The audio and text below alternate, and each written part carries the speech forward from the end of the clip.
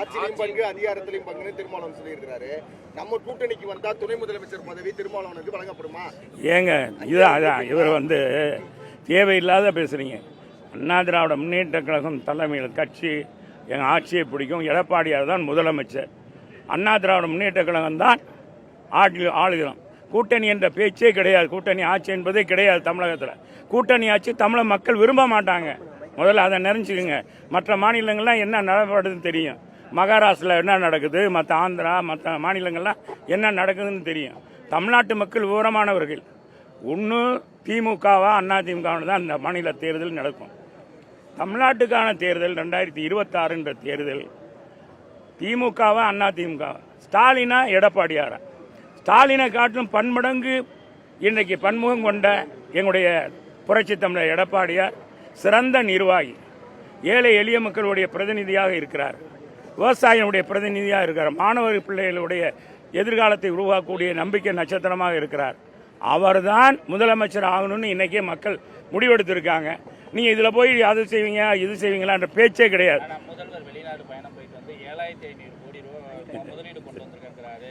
11500 பேருக்கு வேலை வாய்ப்பு கிடைக்குன்னு சொல்றாரு. இதை நீங்க எப்படி பாக்குறீங்க? இவர் இத்தனை வரைக்கும் போயிட்டு வந்திருக்காரு. இது எத்தனை 7வது முறையா 6வது முறையா நல்லா சுற்றி பார்க்குறார். அப்பா நல்லா என்ஜாய் பண்ணுறார். எந்த முதலமைச்சர் தமிழகத்திலிருந்து போன முதலமைச்சர்கள் நம்ம முதலமைச்சர் ஸ்டாலின் மாதிரி அவ்வளோ அற்புதமாக அந்த அங்கே போய் அனுபவிச்சு யாரும் கிடையாது. போனாங்களா இவங்க அந்த வேலையை முடிச்சுட்டு தான் வருவாங்க. எடப்பாடியார் போனார் அப்படி தான், யார் போனாலும் அப்படி தான். எங்கள் புரட்சி தலைவர் போயிருக்காரு, அண்ணா போயிருக்காரு, இவங்கெல்லாம் போயிருக்காங்க. போனுங்க கலைஞர் கூட போயிருக்காரு. ஆனால் இந்த மாதிரிலாம் போனதே கிடையாது. அப்பா நீங்கள் என்னமோ நினைக்கிறீங்க. இவர் போய் அதை முதலீடு ஈர்க்க போனாரா, அந்த நாட்டில் போய் அனுபவிக்க போனாரான்னு தெரியல. முதலமைச்சராக இருக்கும்போது அனுபவிச்சிடணும்னு நினச்சிட்டார் நம்ம முதலமைச்சர். அவர் குடும்பம்னு நினச்சிட்டாங்க.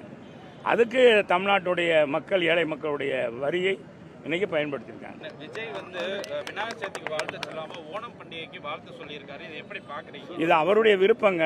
அவர் சொல்கிறார். இப்போ இதே ஸ்டாலின் போய் கேளுங்க. ஏங்க நீங்கள் இதுக்கெல்லாம் வாழ்த்து சொல்ல மாட்டீங்க, மற்றதுக்கெல்லாம் வாழ்த்து சொல்கிறீங்க அப்படின்னு நீங்கள் கேளுங்க.